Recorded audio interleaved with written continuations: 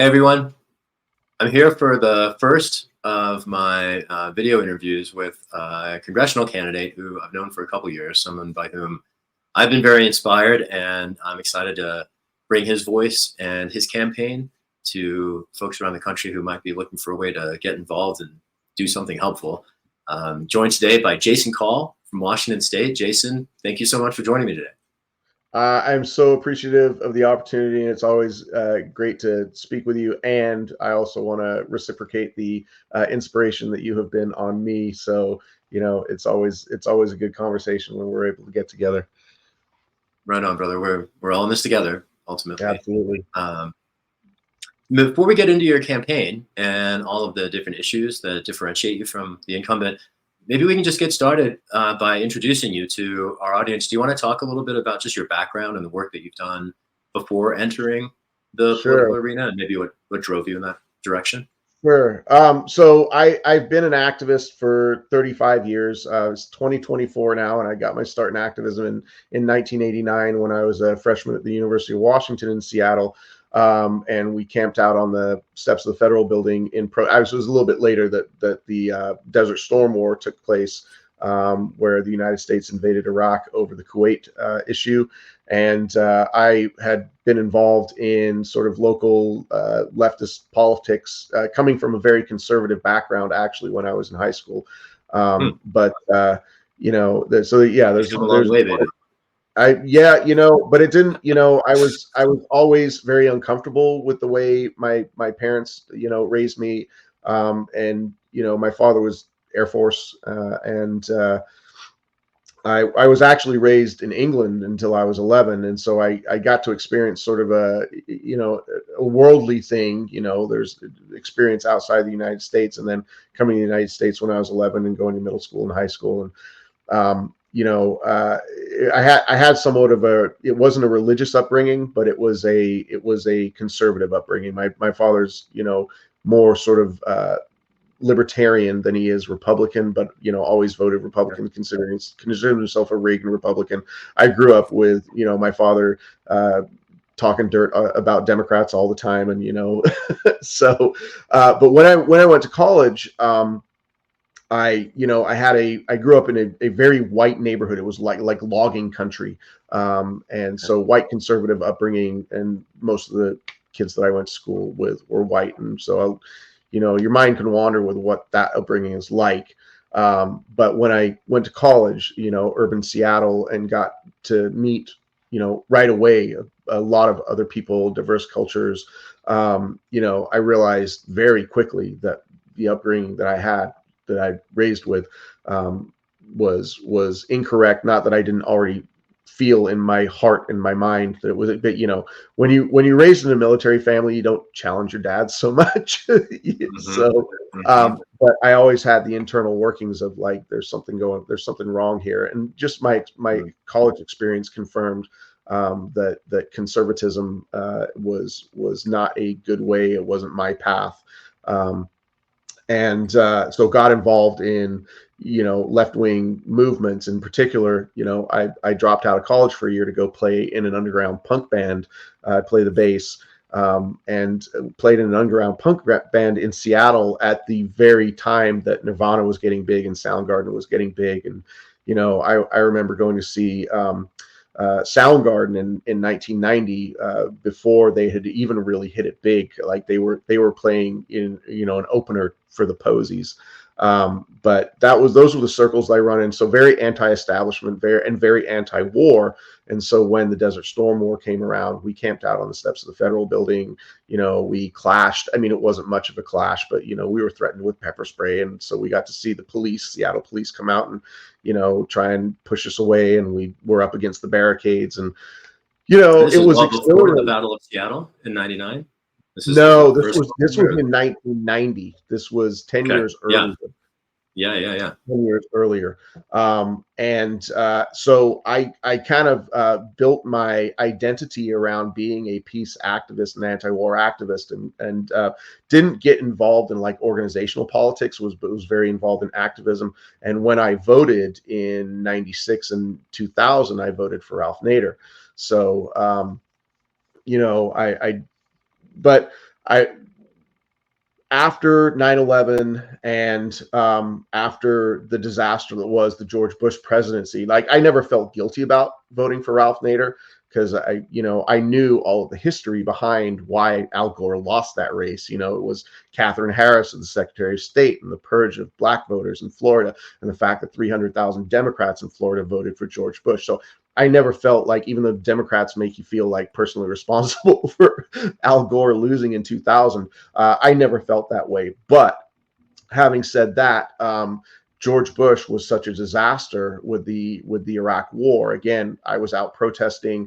I protested with millions of people around the world. If you remember, February 15th, 2003, a month before we actually started bombing Baghdad, millions of people around the world in every city got out in the streets and were basically begging the United States government, don't do this. This is wrong. We know this is wrong. I remember, so I was a high school teacher. I got into education, and I was a high school math teacher since 1999. And my students knew I was an anti-war protester. So I was going back to the classroom and they were asking me, what was Seattle like today? How was the protest? How's the protest this weekend? Wow. And I felt like I had a really strong influence on my kids. In fact, to this day, 20 years later, I am friends with some of my students back then, and they said, you had a massive influence on us, and we are. I say this, and then Republicans are like, that's why we shouldn't have leftists be teachers, But they are there. They come back and they say, you really influenced my politics today, and for me, like, that's some of the best work I've ever done.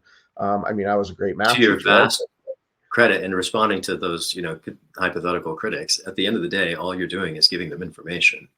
That's really, yeah. But in the school system and by the school board, I was called anti-American, the height of this sort of patriotic fervor where you've got to be behind the U.S. military. And I had peace and justice posters up in my classroom, and kids would ask about them. There was one quote that was like, my country, right or wrong, if right to be kept right, if wrong to be put right.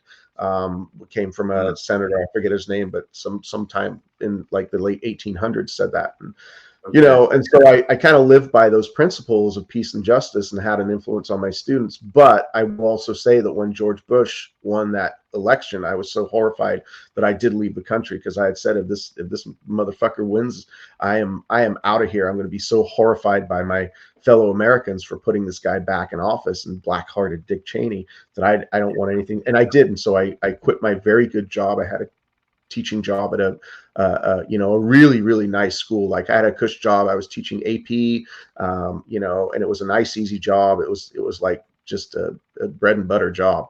But I quit that job and I sold everything I owned. I sold my first house, and I took my family and we went to teach in Cairo. So we went international teaching just because I had to get out of this political system. And I was the kind of activist that I was working with Veterans for Peace, and we were setting up crosses in local parks, watching the numbers grow of American servicemen who died. And, I remember when we got to about 1,500 crosses in this park, and you look at it and you're just, it's just horrifying. So it's horrible to, have this anti-war drive and this peace and justice drive and live in a country that is the main instigator in the world of that kind of violence. So it's very difficult, So, but I was a high school teacher, and I got, I did come back from Cairo, and you were there in 2004. Did I get that right? I was there. We didn't actually get out of the country until 2006, because it took a while to kind of, do the process before the Arab Spring. The hiring processes for international schools and figuring out where, because my wife at the time was also an elementary teacher. So we were trying to find a school where we could both teach at. And, we ended up in Cairo. It was either there or the UAE, or Almaty in Kazakhstan, where it's winter 6 months of the year. I just decided not to do that. But, Cairo was a very interesting experience. And, living there, you get to see that, like, Egypt is an extremely stratified country in terms of wealth. You have some like fantastically wealthy people, and then you have people begging on the streets because they're dirt poor, in a way that's almost different than the United States. and there's not a whole lot of social services over there, and there's no environmental controls. I mean, the pollution in Cairo was just, industrial pollution was horrible there. So I was grateful for sort of some of the things that we had here and some of the activism we had there, because we don't have, they don't have the same free speech rights, and we were told to be very careful about what we say and hold on to our passports. And so you have that kind of you do end up being grateful for a lot of things that we have in America, but also came back with this sense of renewed justice, because with all of the opportunity that we have here, that we don't provide health care for everybody, that we have 500,000 homeless, that our public school systems are so underfunded. So I came back with this renewed fight for justice. And just carrying on my political journey, then got into the Bernie Sanders movement, and really thought that Bernie was going to be it. I really, if you were there, and I'm sure you were there also, just felt like the Bernie Sanders movement was this, galvanizing moment where we could really, on the crux of climate change, we've got to do something about climate, or we're going to end up with essentially where we are right now, which is on the brink of disaster, which we didn't feel like where we were. I think 8 years ago, we thought there's still a chance. And where we are today, I mean, it almost feels like there's no chance to stop the out of control spiral with climate. Not that we don't have to continue trying with everything we've got, but it's so critical right now.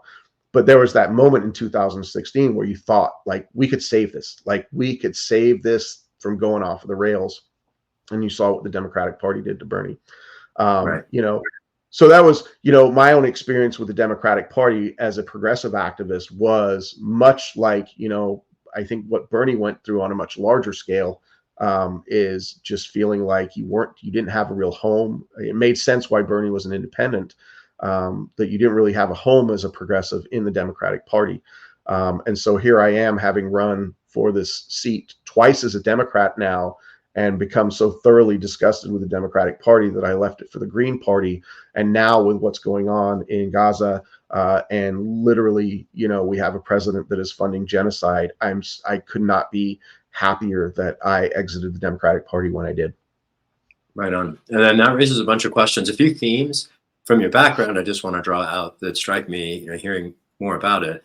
The first is just your longevity in activism, and the fact that you've been at this for decades. And there are a lot of people that have grown alarmed over any number of aspects of our social condition and crises, which we'll get into. But before, a lot of other people were aware of what was going on in this country, in an era when a lot of people were asleep at the switch, or just checking the boxes and making their money. You were standing up for your principles and doing it in a way that was entirely consistent with where you are now. And so the consistency of your action, embodying your perspective over decades, I think that's a unique thing. And another thing that strikes me, just in two different points, both when you were fighting the police in Seattle 10 years before the Battle of Seattle, right, when the WTO, the World Trade Organization, gets shut down by a coalition of environmental activists and trade unionists. You were there 10 years earlier. Sadly, I was not here for that. I actually lived in Albuquerque, New Mexico at the time. So, okay. I'm very sad that I missed that particular thing. But yeah, go ahead. Sorry. Well, similarly, I mean, it sounds like you weren't in Egypt in 2011, but you were there 5 years before. So you've had this sort of habit of being in flashpoints a few years before they become the objects of global attention. So you're, and I mean this with all respect, you're like the Forrest Gump of social mobilization. When the Arab Spring was happening, and I remember this in 2011, the uprising in Tunisia, I actually was telling my students, I was like, I was there 5 years ago, and it was somewhat thrilling to me to see people rise up against oppression, in a way that I felt I was doing the best I could here in the United States, but then to see it happen in other countries that are, in many ways a lot more repressed than we are, right. And you think about the courage that it takes, and I mean, if we can just dial forward to what's going on in Gaza today, I just think the resilience of the Palestinian people is you know, I don't want it to be like an overused word, but it's epic. It's historic. The way the Palestinians are standing together and not giving in, and that you know, in the face of horror and having to pull people out from the rubble, they are still together in community with each other. And you know, it's you know, I just feel like there isn't an aspect of that that just doesn't you know, isn't a part of my own consciousness, like every waking moment.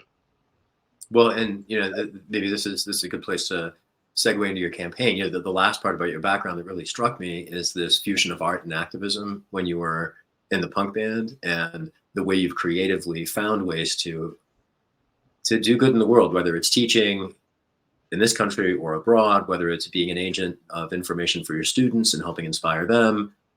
You know, the creative application of your perspective to a social situation that invites agency, let's just say, as opposed to deference and observation. And the fact that you've been an activist for so long on such a consistent set of principles, you know, in my mind, differentiates you from a lot of people who seek elected office without necessarily having showed their hand, so to speak. And you've been showing your hand, you've been pretty consistently for your entire life. And to come back to this point about militarism and its unfortunate consequences, and the enterprise in which we all find ourselves conscripted as Americans who pay taxes. Can you talk a little bit about the role of militarism in inspiring your campaign? I mean, I want to get into your campaign, but it sounds like as an anti-war activist that your concerns around foreign policy played a pretty integral role in inspiring your entry into the electoral arena. And if that's the case, you sketch that part for us. You know, I had some inklings of it. Like I said, my father was in the Air Force, and he was in Vietnam. He served in Vietnam, and he never talked much about Vietnam, but I think it affected him deeply. Of course. My older sister died when he was serving in Vietnam, and I have a letter that he had written to my grandmother, his mother, about how, you know, he wrote, and you hear these stories through, you know, movies like Platoon and Full Metal Jacket, where these American servicemen were over there, and a lot of them didn't know what they were there for. I mean, I read my father's own words to his mother saying, nobody knows what we're here for. We're just trying to stay alive. And he was writing to his mother and talking about how he couldn't wait to get back home to see his kids, which was me and my older sister. And at the time, he did not know that his daughter was already dead. Wow. So I read that when I was in pardon me. No, dude, thank you for sharing. I read that when I was in high school, and I thought, what the hell is war about? You know, what is it? What is it that we are really doing? It was sort of a very naive sort of, why can't we just all get along? You know, and Otherwise known as sanity. Yeah, It's not a crazy proposition, right? But I realize how deeply that affected my father, but not in a good way. So I told you I grew up in a conservative background. I mean, my father he was a racist. And I say, like, it wasn't, I kind of characterize it like this, like he wasn't like a burn a cross on your lawn racist. Like he wasn't like, he didn't, I don't think he meant harm to anybody, but it was a very subtle white supremacy. Like like he came back, like he talked all sorts of crap about Asian culture. Like he did not like the Vietnamese. Like he felt like white people over there fighting. Not that it wasn't like he wasn't saying what the hell are we there for, but there was a definite, like, you know, we need to leave these people to their own like huts, and like, why are we even bothering with these people because they're trash? That kind of attitude. Sure. So it's sort of isolationist. With a And little bit of xenophobia mixed in, perhaps. with a little bit of xenophobia, like, I think he resented, like, a lot of servicemen married Vietnamese or Korean women, having been in the service over there, He and was I critical think of that. he was critical of that. I see. And so I grew up with that, and I also grew up with him talking about black people in the way, he had some service member friends who were black, and he would say, this guy I grew up with and played with their kids, and he showed me Ted is an example of a good black person, while these people over here, like, he was critical of Ebonics. Like, this is in the 80s, right? Right. Right. And so I remember the Dukakis campaign, where the Willie Horton ads were run, Oh, which would, and so and I would have my mom sketch talking that about, moment well, for younger folks who are tuning in. Willie Horton and the yeah. ads that were, scapegoating Dukakis. Talk about that for a second. Just set that stage for So folks. Willie Horton was somebody who was, and I don't remember the exact story, but he was a violent criminal who was released from jail and went out in the world to do more violent crime. And I don't remember the specifics of it, but what you Well, saw just a little bit of Dukakis, the Democratic presidential candidate, was blamed for was, yes, these violent acts of I, recidivist because he was accused, when he was the governor of Massachusetts, of exactly, supporting policies to decarcerate and try to reduce our prison population and enable people opportunities to rehabilitate and reenter society. And so, in very much the exact same way that any number of progressive prosecutors have been demagogued more recently, yeah, Dukakis Tracy was, Didion, yep, right? yep, In exactly, the city I used to live in San Francisco. This was what it was 30 years ago. 30 years ago, 40 years ago almost. Jesus, we are yeah, old. Dukakis was not in the presidential right. campaign. We're so old, Uh, I know. yeah, I have a Um, great feeling for this. Go on, please. but that's where, like I said, my father was a Reagan Republican, and this was the time of Reagan. It was the time of greed is good. And when we're in high school, like, the theme in high school is like, not are you going to go out and do good in the world, but it was like, how are you going to make your first million? Yeah. And I always thought that there was something, people would say, I'm going to be a doctor, I'm going to be a lawyer, but it wasn't like, I'm going to be a doctor because I want to help people. It was, I'm going to be a doctor because I want to make $1 million being a doctor.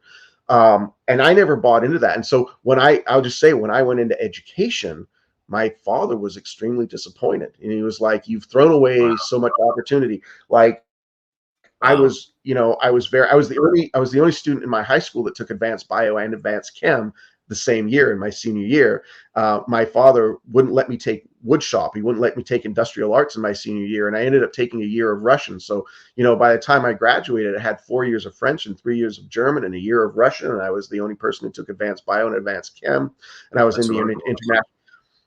So my father had these expectations. Like, I wasn't allowed to play sports. My parents didn't let me do sports. And they were like, no, we're not going to have you get your brains knocked in playing sports, because you've got this great future ahead of you, right?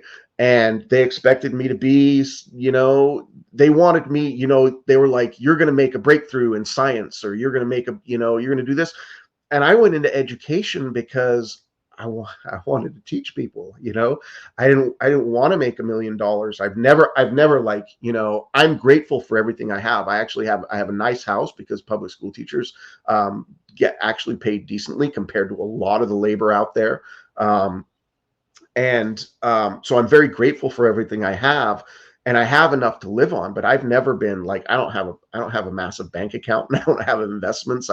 Because along the way, I think I've probably given a lot of money away, because when I see people in need, I'm like, I want to help people. And that's why I went into education. So you can imagine, it's been, a 30-year, trial with my father's. My mom passed Mm, away, but sorry. thinking that I basically threw my life away going into education, where I'm like, no, I mean, it was such a rich experience. Like, you can't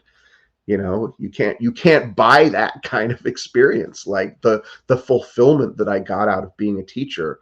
And just so people, I got pushed out of education because I challenged the system. Not, I mean, I was a great teacher and my students loved me, and I was, but I challenged the administration to do better than they were doing. And I always said, I work for my kids. I don't work for the district. Like, the district's hiring me, but I work for my kids. So I was constantly battling administration to do better for kids, and they don't, systems don't like that. And so they're resistant to change. Right. And so I ended up getting to a point where I had a reputation of just being a pain in the ass to administration. And so, I quit a job in a district where I was just fighting administration too much. I mean, I was chair of the math department in my high school, and I constant fighting to do better for kids. And I said, it's got to be better somewhere else. And it turned out it wasn't. But I gave up that tenure, and along with it, came this reputation of me being a big pain in the ass to admin. So I had a very hard time getting a job, and that's how I ended up, just kind of like not getting rehired in education. So, to your credit, it sounds like. But I mean, really, I don't feel badly about it. I feel like kind of disrespected because I was such a good teacher. I mean, I say that with all humility, like, just, on balance, I was a great teacher, and my kids really did get a lot. I helped kids get into some of the best schools in the country, like, consistently year after year after year. And I was always willing to, but my teaching style was like, I'm here to provide you the tools so you can learn for yourself. The one thing I won't do is carry you across the finish line. You've got to do that yourself. And I will give you all the tools and all the encouragement, and I will put the time in, but you got to do the work. And for the most part, that was just a real interesting parallel here with politics. It just strikes me, insofar as a candidate challenging system beset by partisan corruption in any number of dimensions, a big part of your role ultimately is educating voters. And just like you with your students, as a candidate, you can't take them over the finish line, right? At the end of the day, voters have to vote for insightful alternatives. And the fundamentally educational nature of your project at different points in your life, is not lost on me. And it seems like there's a very through thread from your day's teaching to your day's campaigning, it seems to me. Yeah.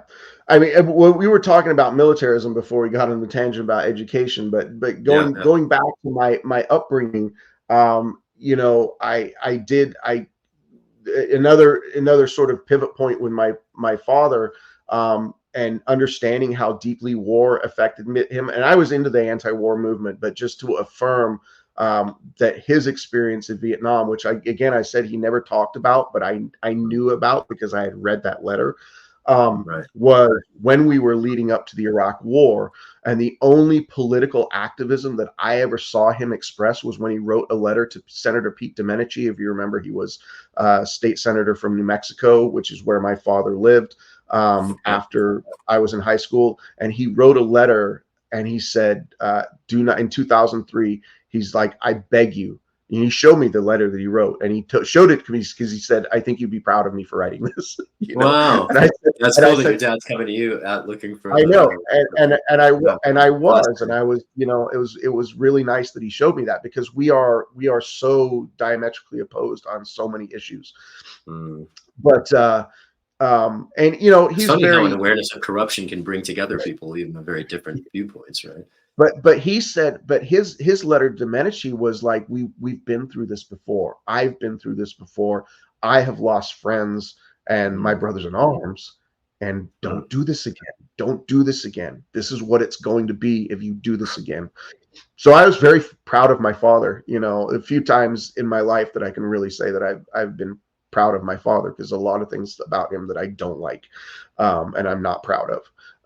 But that one instance was I was like, it affirmed my lifelong anti-militarism, Well, especially as a veteran trying to warn civilian commanders about the idiocy of repeating mistakes that we should have learned from the first or the second or the third or the fifth or the 10th time. I mean, it's not as if this country hasn't had opportunities to discover at least the moral bankruptcy, if not the sheer destruction of allowing Wall Street and the Pentagon to initiate wars around the world Yeah. to fill somebody's pockets. And, Well, it's still, and that's a very salient point right there, because what I did, when my father and I did discuss matters of war, he told me soldiers don't want to go to war. Like, there's very few soldiers who actually want to be in a combat zone. Nobody wants to, this idea of dying for your country. He was like, nobody wants to die for their country. Like, this is for a lot of us, this is a job because we couldn't get another job. well, and even people who are willing to die for their country aren't particularly usually excited about dying for Wall Street.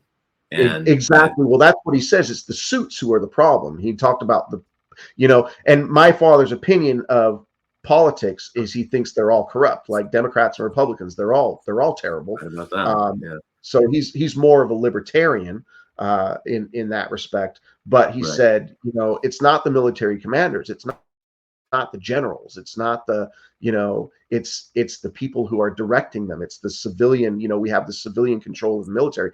Well, he recognized that we don't actually have civilian control of the military. We have corporate control of the military. And he very much recognized that, that's why he was, going back to Vietnam. He's like, his opinion of Vietnam, the little that he did talk about it, was, it was the politicians who were the problem, not the actual military. Hmm. So, Well, it's fascinating to think about in that era, insofar as, the politics of that era were very different in the first instance. But so many of a couple of things strike me. One, the politicians who were critical of the war were, some of the forces that helped end it. But at the same time, it was politicians who initiated it, who lied to the American public while,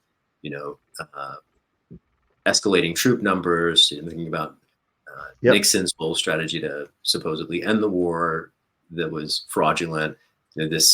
This pattern of obfuscation from the public and military service members paying the price.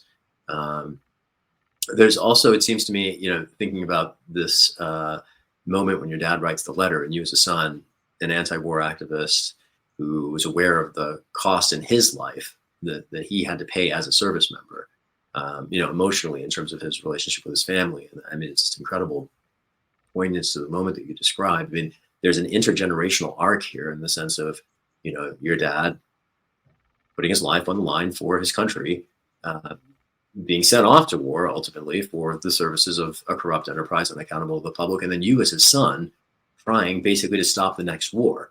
And there's a really poignant poetry in that intergenerational arc Yeah. in your family that I just want to, observe and honor. It is one of the few times that my father and I have ever kind of connected on that level, where I felt like we were in sync on something. Yeah. Right on. Well, let's pivot from that then into a discussion of some of the issues, and that's a great segue into all of the ones implicated by foreign policy and militarism. And the idea, it's interesting to think back to the era of the Bush administration, and I'm not going to fall into the trap of the liberals who wish for him, but at the time, our concerns, right? I mean, please, but to witness the escalation of some of the human rights abuses, there we were concerned about, well, any number of things, but among them, CIA torture, unprovoked war, and now fast forward 20 years, and under the leadership of a Democratic president, we are witnessing a genocide in not slow but fast motion for the world to see. Talk a little bit about how your campaign relates to militarism, what you'd like to do with respect to it in Washington, if we can get you there, and how you differ from the incumbent in your seat with respect to Pentagon oversight and these issues about the politicians, for instance, and your dad's formulation being the problem, as it were. Yeah, well, I mean, it really goes to the corporate capture of our government, and by the war machine, and by the fossil fuel industry, and by the transportation industry, and by the for-profit health industry. It's we have really a crisis, and it has played out into a crisis of confidence in the public, with congressional approval ratings and presidential approval ratings, regardless of, which party we're talking about, that are just scraping the bottom of the barrel. because Right. people don't trust that government is working for them. That regardless of what party you're in, you kind of understand that. And I think I'll be honest with you. I think the Republicans rank and file, not the Republican politician, but I think the Republican rank and file understand it maybe more than the Democratic Party rank and file do. Mhm. That how much Congress and the White House are influenced by corporate money. So we've got these regulatory committees in Congress, and just to say that the guy I'm challenging, Rick Larsen here in Washington's second district, was a career member until last year, was a career member of House Armed Services, and his biggest funders are Boeing and Lockheed Martin and Raytheon and Northrop Grumman, and all of the players. And when you look at the spending that happened in Iraq and Afghanistan, and you look at who raked in the biggest profits, and they're all his donors. Right. And he's a guy who never met an NDAA that he didn't like, defense authorization spending bill that he didn't like, and always behind every expenditure, and always opposed any proposed cuts to the military. Like over his career, of all the like even cuts of can we cut 0.25% of the military budget? No, he opposes it. Can we take some funding from this particular project, like the F-35 or whatever it might be? Can we take some money out of this project and put it to something else? No, none of those bills passed, and we've got his entire voting history documented. I mean, just fully in line with the people who are funding him. Wow. And it's the same. It So goes not to the just same. militarism, but corruption here is the sort of the themes you Yeah, brought. Yeah. yeah, exactly. But you see this in Congress across the board, like regardless of what regulatory committee you sit on, you see that that's where the money goes. Like, Rick Larson's not taking money from Apple, right? Because he doesn't sit on a committee that regulates Apple. You go look at the Energy Committee, which regulates sort of internet and, technology kind of stuff. And that's where Apple puts its money, to try and influence those people. And it's really stunning when you look at how corporations spread their money around. And you see it not only at the federal level, because I work, I'm on the board of a group called Whole Washington, and we are trying to get single payer health care passed here in Washington State. And you go and look at the health committees in the House and Senate and the Washington State legislature, and they're loaded down with pharma money and for-profit hospital money, and private insurance industry is the other big player money here. And so we have a system of government that just generally, because we allow these corporate campaign contributions that are virtually unlimited, because each individual company might only be able to give a certain amount, but then you've got dozens and dozens of companies, and they're all giving that amount because they all want the same thing. Then you have this massive campaign. So it's how Rick Larsen is able to raise $1 million every year for his campaign cycles, because there are so many companies just throwing this money at him to make sure that their industries get a piece of the pie when the war spending bill comes around. And the other horrible thing about Rick Larsen is he actually not only takes this money, he's invested in General Dynamics stock, which is another big player in the war machine, and he is on the commission that writes the NDAA every year. So he's literally writing the bills to pay his own bills, and to ensure that his donors reap wild rewards from our military misadventurism around the world, which has just obviously catastrophic human consequences. And another thing is APAC was his biggest contributor last year in 2022. So there's so much wrong with this picture. And while Rick Larsen happens to be one of the worst, and I'll tell another story about Boeing here in a minute, but while Rick Larsen happens to be one of the worst, it's not unusual at all for this to be the case, that this is how our politics are funded.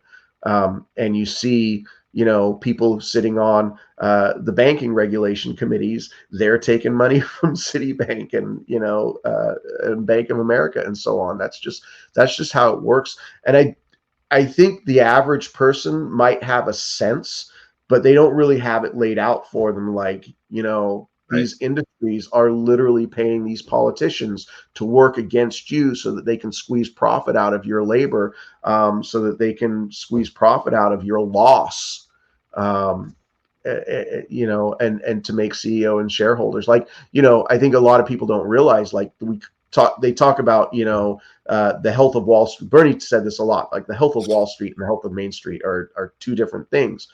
But, Right. they have forced us into giving up guaranteed pensions for these 401k plans that are very unstable. But I don't consider people with a 401k the investor class. The Right. investor class, people who are like working Wall Street. They talk about, oh, what's your Wall Street portfolio like? I don't know. I've Right. got retirement in there. That's, I don't. It's in a mutual fund. I don't know what the hell happens with it. All I do, I just pray that I get 3% return on it. Where a lot of people's are simply, they're at the whim of the markets. I think back to the Enron crash back in 2003. When Enron collapsed, and people lost their life savings just due to one company's malfeasance. So it's a very Can I unstable draw out a system. couple of themes here for people, just to like pieces that you're touching on? Sure. When you talked about, One more thing. I was just going to say yeah, that yeah, please, only please. only about 10% of people in America would be considered part of the investor class. But go ahead. Well, so when you're talking about how people have a sense that government's not working for us, but they, have opportunities to have it all laid out for them, you're laying it all out for them. And I just want to like locate a couple different points of corruption. So you're talking first about the campaign contributions from Right. companies that are basically the beneficiaries of these policymakers' policies. So they're funding their campaigns indirectly by steering government dollars to these companies. There's a whole other layer of the corruption you also noted, when the policymakers are themselves trading stocks, usually based on inside information that only they have access to, which would be a Right. criminal act were they anyone else other than members of Congress who've basically written the law to exempt themselves from the same restriction applicable to the rest of us. And then the biggest one, it's not just the case that they're funding their own campaigns by misdirecting public dollars to their donors. And it's not just the case that they're indirectly putting government money in their own pockets by, again, buying stock shares themselves personally in these companies that are benefiting from their policies. But the biggest problem in my mind, and you touched on this too, is the fact that we send these people to Washington or to the state legislatures in our respective states to advocate on behalf of the communities that they represent, not the companies that are funding their campaigns, not the companies in which they're choosing to invest. It's the substitution of the allegiance to the public with instead an allegiance to, in the case of corporations, fictions created to enable the accumulation of capital. And so this dedication to capital as distinct from constituents, and the divergence between what we the people need and are clamoring for, and who's whispering in the ear of our policymakers. And ultimately, it's not we the people who have their ear, right? It's the Yeah. corporations with the dollars. And your campaign, as much as any other in the country, I think presents a very direct way of repudiating that pattern, and an opportunity to put a people's champion who's been doing the work for decades in place of someone who's been not just a corporate shill, but an unabashed agent of militarism. You mentioned Boeing in particular as one of Larsen's donors that he's been, let's say, favorable to. And obviously the company's been in the news recently for some of its failures with respect to product safety and passenger safety. Do you want to talk a little bit about Larsen and Boeing and sketch Yeah. out for people that is a microcosm? We call him here the congressman from Boeing. So Boeing is the largest employer in my district, and actually Boeing's largest manufacturing plant is in my district. In fact, the manufacturing plant here is actually the largest building, open volume building in the world. Is where Okay. Boeing builds a lot of its passenger jets. So back in the mid to late 2000s. Boeing started lobbying, and this was post the merger when Boeing and McDonnell Douglas merged. There's actually a really good documentary on Netflix about this. It's called Downfall, and it's about Boeing going from the most respected airline and aircraft builder in the world. Like Boeing aircraft were just top of the line, gold standard worldwide. You know, everybody wanted to fly a Boeing, and their company reputation was just gold standard. And after this merger and this hyper financialization, where you know, it became not about quality of planes, but it became about CEO salaries and stockholder salaries and inflating stock prices. One of the ways that Boeing lobbied to, or one of the ways avenues had Boeing had to like increase its financialization was by lobbying Congress and Rick Larsen in particular as ranking member of the aviation subcommittee of transportation. So, you know, you got your House Transportation Committee, and you got a bunch of subcommittees in there, and aviation's one of them. Right. And he had been a ranking member of aviation for a long time. And eventually, when the Democrats took the House, he became chair of aviation. But you know, taking a ton of money from Boeing and the airline industries like Delta and whatnot, Boeing had lobbied to regulate the manufacture of some of their own parts. And you know, it basically was a corner cutting measure so that their manufacture didn't have to go through sort of strict you know, stress testing or whatever it was. And I don't know the details of what they were, but it was corner cutting, cost saving. And some employees in Boeing started to feel very uncomfortable about this, and that but there was a sense within the company, and it was actually even written like, you know, we're not going to speak about the problems, because if you start speaking about what you feel as an engineer and an architect and a designer of problems, that you know, it was a fast track to being fired.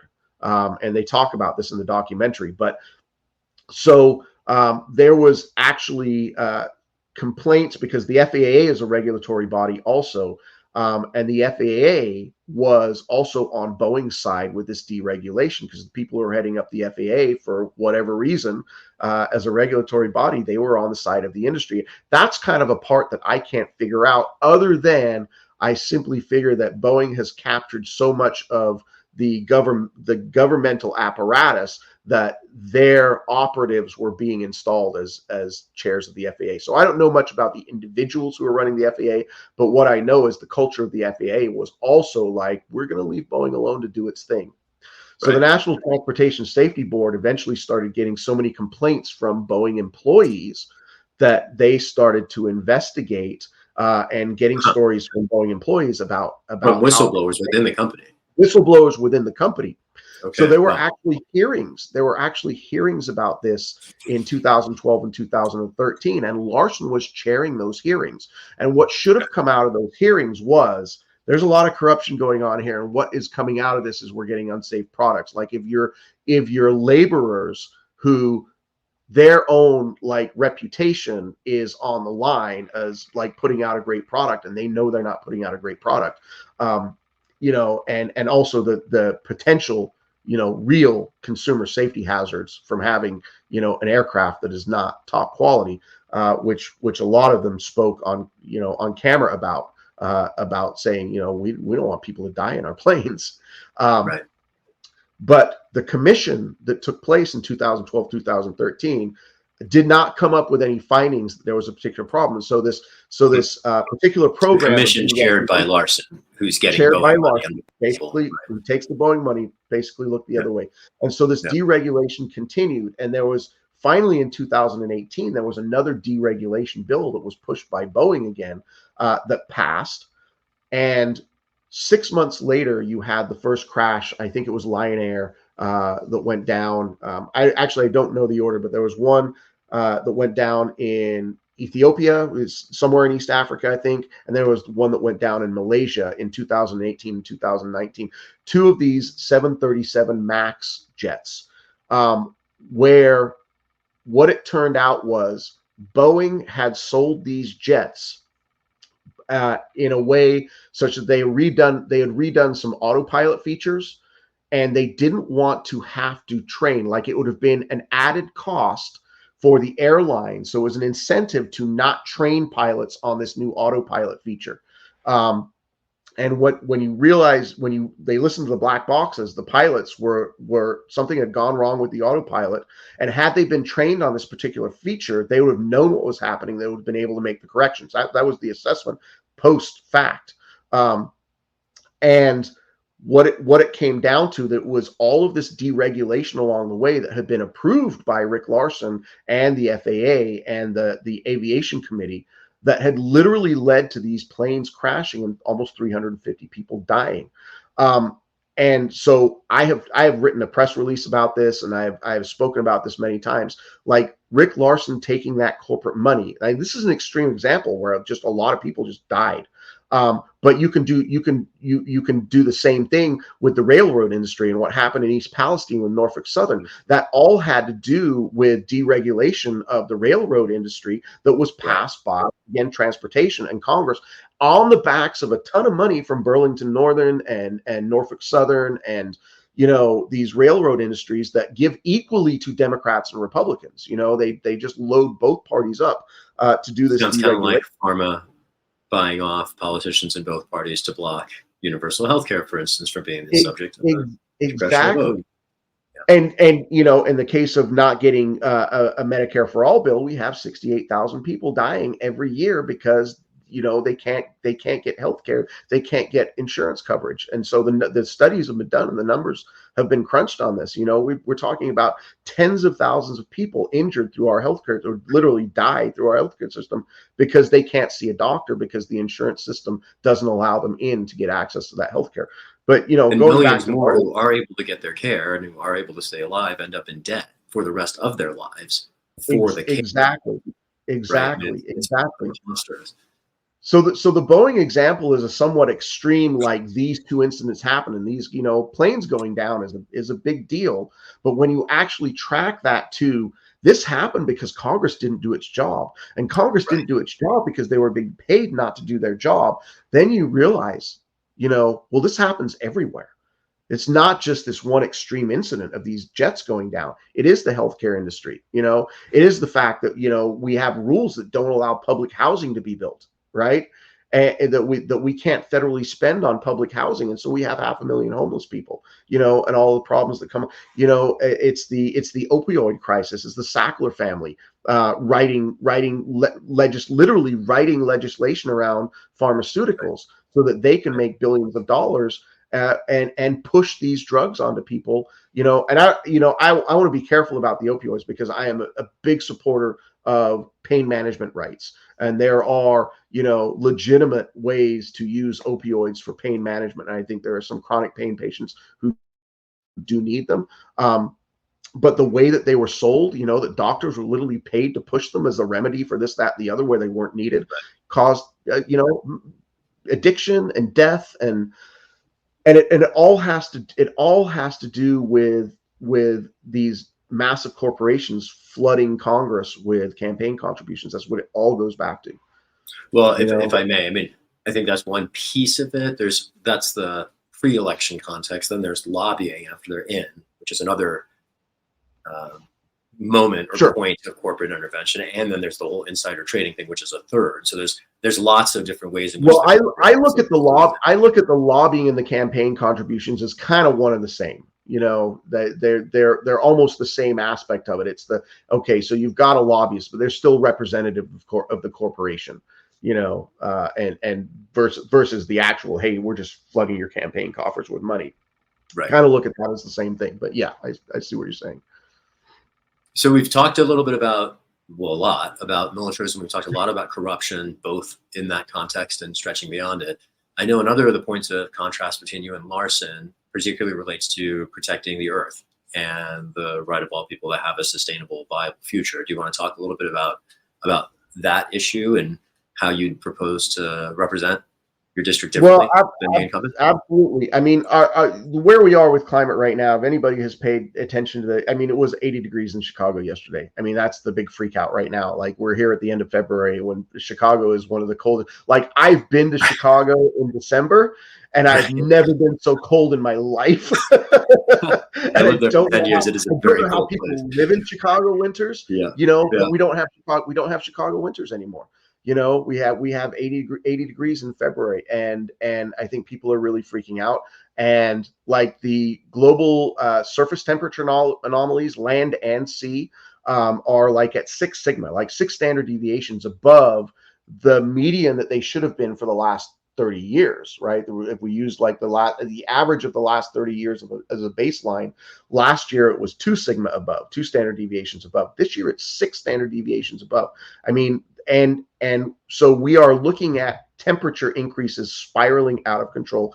Scientists are also realizing that the trajectory of warming, as we continue to add emissions, methane emissions and carbon emissions, other carbon emissions, but particularly methane, but CO2, right? CO2 and methane are the two big. But methane is a really big problem right now. That the more we increase, like, bottom line is we have to stop putting these carbons into our atmosphere, because what they're finding is the effect on warming is now at an exponential rate. It's not a linear rate. It's not like, it's growing steadily like this. In the last couple of years, it's literally starting to compound this. And I think this is something that, what I'm understanding is that this is something that scientists did actually not realize was going to happen. And so the situation is more dire than people thought it was a couple of years ago, not to mention the breakup of the Antarctic ice shelf, not to mention the fact that we've got North and South Pole ice melting at the same time, which is a new phenomenon. Not to mention the fact that the Gulf Stream is slowing down, and scientists are saying, yeah, the Gulf Stream could literally stop moving in the next few years. So we are in really dire circumstances with climate. I am actually very fearful this summer, like that the shit is going to hit the fan this summer. So India last year had 8% crop failure because of heat, because of climate. And I think once we take a country that is as populous as India, 1.2 billion, 1.4 billion at this point, and they lose 25% of their harvest due to climate change, you're now looking at mass starvation, and you're looking at mass migration due to, we're talking about climate refugees. Which has already started. I mean, people forget started. Right. Yeah, absolutely. Well, a lot of people are coming to our borders because of climate change. A climate crisis. Yeah, exactly. And it is something I think the Western world in particular, and a lot of people will blame India because well, they are not getting a handle on their own fossil fuel releases. But really, India is still a developing nation.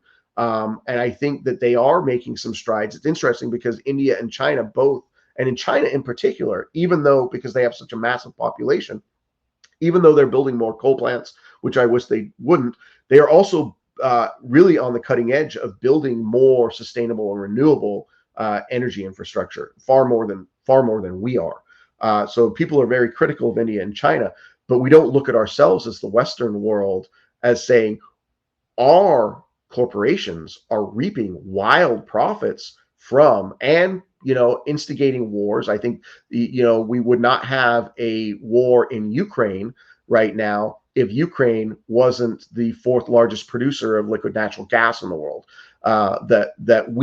Our corporations want to get a hold of that, and not that we even necessarily need it here, because we are an exporter now of liquid natural gas. But in terms of the competitive marketplace, we don't want anybody else to have it. So funny how that happens. But it really is. And so, where we are having days now that are hitting that +2 degrees Celsius, people keep talking about the Paris Accords. Like, the Paris Accords were dead as far as any functionality, 5 years ago. Like, the Paris Accords were like, all right, we need to write something better, but not that we committed to the Paris Accords anyway. So the bottom line is we have to get off of fossil fuels, or we are quite literally cooked as a species. I look at, I worry about my kids. My kids are 18 and 20. And I think about, I'm 53. No, I'm 52. I'm not aged myself. I'm 52. I'm at that stage where I'm so old, I forget how freaking old I am. But I don't know, I literally don't think the planet is going to be habitable for my kids when they are my age. Like, I worry that my kids aren't even going to have a planet to live on. Like, they're going to be gone, like the human species. Like, and that sounds extreme, but it's really not. And I think we have to have that kind of panic moment. Like, oh my God, we have to put the brakes on this. We have to put the brakes on this. And nobody is. Like in 1992, when the first IPCC report was released about climate change and saying, you know what, we gotta stop the 1.5 happening. And if we implement these measures, we can do it slowly over 100 years and we can stop that 1.5 happening. And nobody took it seriously. And then they released another report and they were like, well, we've got 30 years now. But the difference is now we have to get more extreme with the measures that we take in order to stop it, because the timeline is that, and still nobody did anything about it. And I remember just a few years ago, the timeline went to like, well, now we've only got 12 years, and now we've only got 6 years, and the things that we have to implement are so dire, and still nobody did anything, and Joe Biden is drilling more than Donald Trump ever did, right? So now let me put this in contrast to Rick Larsen. There was a bill. It was a Republican bill, and it passed about 10 days ago. HR 7176, if you want to look it up. And it was a Republican-sponsored bill to reduce restrictions on the import and export of liquid natural gas. Now, 200 Democrats voted against that bill, and 9 Democrats voted for it. And Rick Larsen was one of those 9 Democrats. Wow. Right? Yeah. Yeah. In the face of this climate crisis.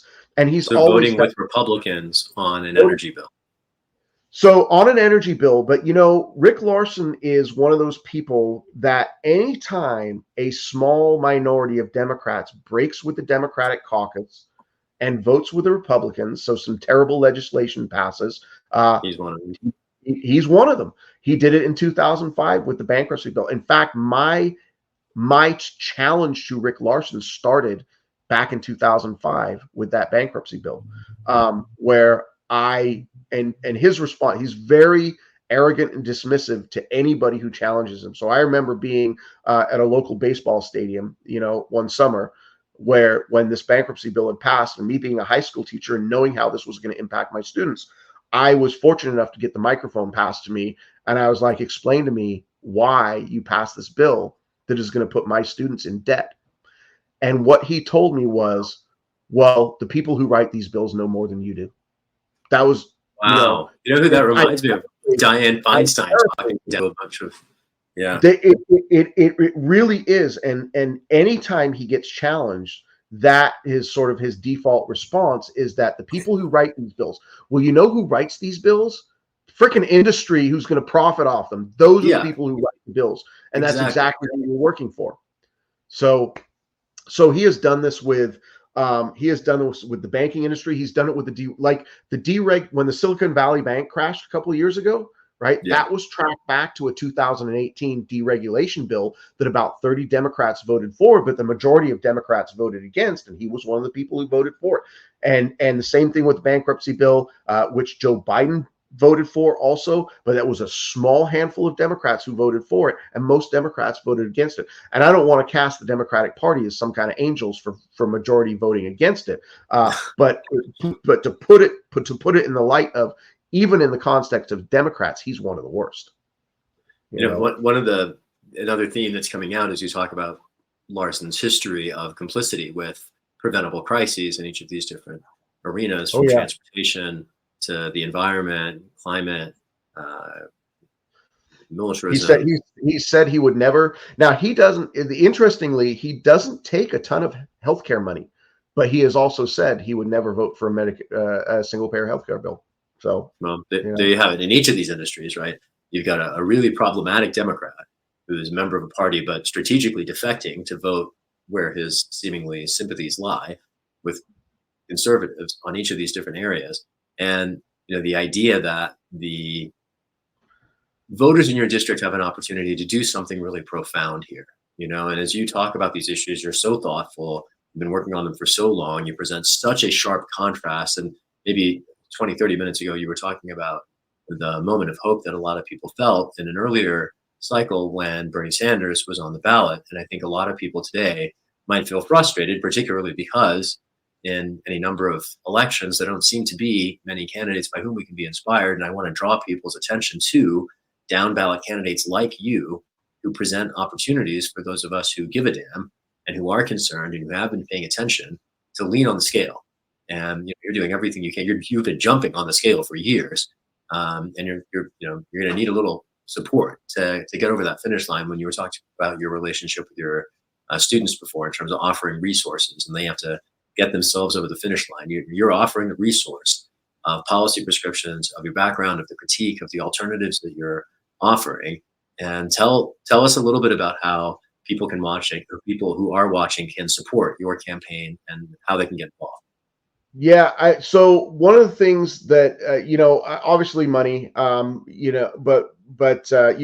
campaign website is callforcongress.com. It's my last name, CALFOR, congress.com.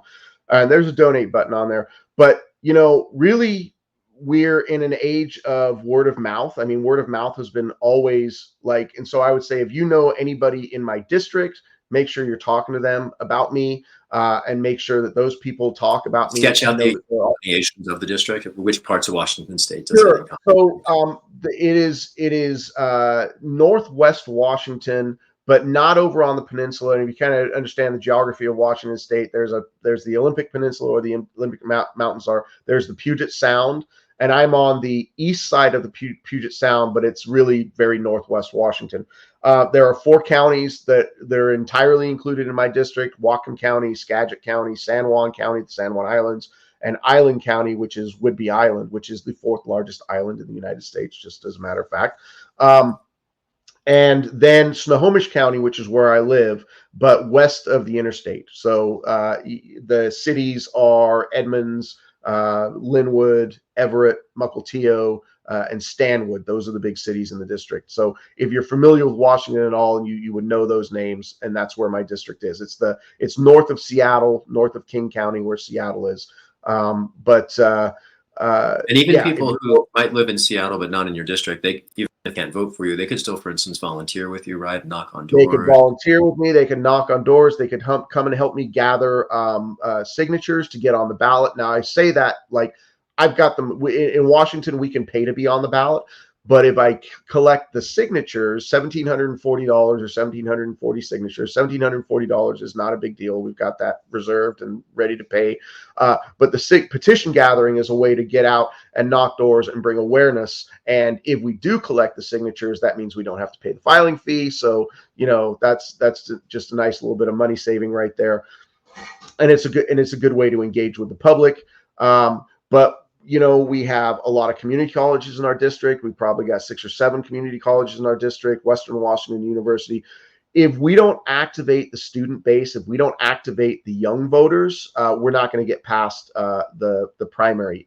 Washington is a top 2 primary, just like California. So any number of people can file for the seat, and then the top 2 move on to the general election. I have come in 3rd 2 times in a row.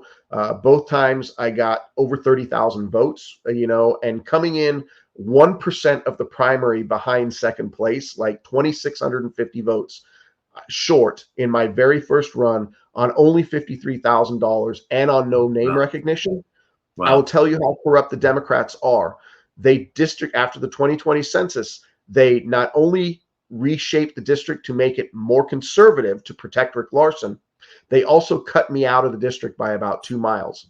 So, and I have friends who, and this is, I'll tell you, Washington State is controlled by Democrats. This is Democrats doing this. This is not Republican nefariousness. This is Democrats wanting their own, 12-term congressman not to get challenged. So I was such a threat in my first run that they felt that they had to work on rigging the game to get me out.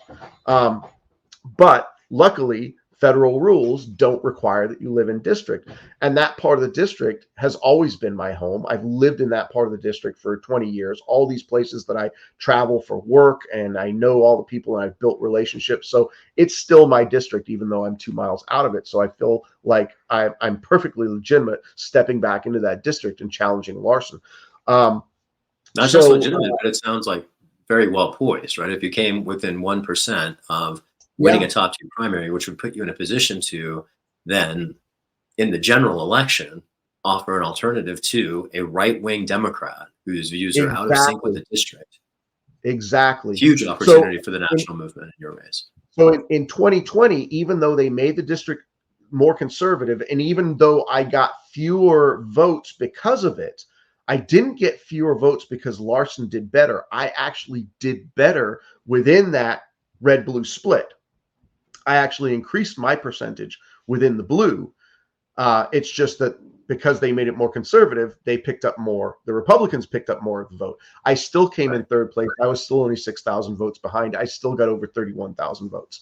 So I think in this moment of climate change crisis, in this moment of genocide being live streamed to our phones, in this moment of corporate malfeasance with things like East Palestine, with these Boeing jets going down, with the healthcare crisis, that he has never fought for people's well-being, right? He's always fought for corporate profits. He's so bad on labor that you know that unions will endorse Democrats typically, but he sided with Boeing in a labor dispute 10 years ago, and they rescinded their endorsement of him. He sided with management. So he has a very tenuous relationship with labor. And here I am, another part of my activism. I'm out on the picket lines with the carpenters who are striking, with the cement truck drivers who are striking, with the nurses who are striking, here in my district. And I'm out on the picket lines every time there's an opportunity.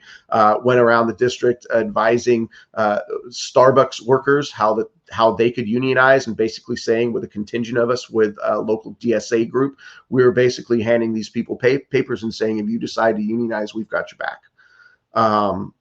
So that's where I am. I am with the workers. I am with the environment. I am with the students. Also I should say I'm with the Green Party this year. So I ran as a Democrat in 2 prior years, and I think people are so tired of the corporate duopoly that their ratings are so low. People are really saying, can I please have an alternative? And I think that's going to be a boost to me. Like, why do so few people vote? In our primaries, we still have like 40% turnout or less. What are the other 60% doing? Are they just feeling like there's no point voting for these candidates because none of them are going to represent us? So I'm really hoping that seeing a strong Green Party candidate on the ballot, whose name they have recognized, whose activism they have seen, will inspire them to show up. And the other thing I want to say is we've got to turn out the youth vote. If we don't turn out the youth vote, we're not going to make it. The 18 to 34 demographic voted at an 11% rate in the last primary, and we need to triple that. So if you know young people who are concerned about their future, I am their candidate. So. And if you're concerned about the future and you're concerned about Democrats being useless, you have in Jason Call an opportunity to do something about it. You visit callforcongress.com, send this man campaign contributions, sign up to volunteer, whether you're know people in the district or not, get on his mailing list, stay in touch with this man, support his voice, and let's get Jason to Washington where he can fight the Pentagon, fight Wall Street, fight pharma on our behalf, and get at least one right-wing Democrat out of the way. That's the opportunity that this race presents. Any final words, Jason, while you're with us? Solidarity and free Palestine. Right on, brother. Thank you so much for joining me tonight. I cannot thank you enough for all the work you're doing in your district, all the work you've done over the last 30 years, and hopefully all the work you're going to continue doing for us and on behalf of we the people of the United States in Congress. Thank you. All right, let me end the recording here.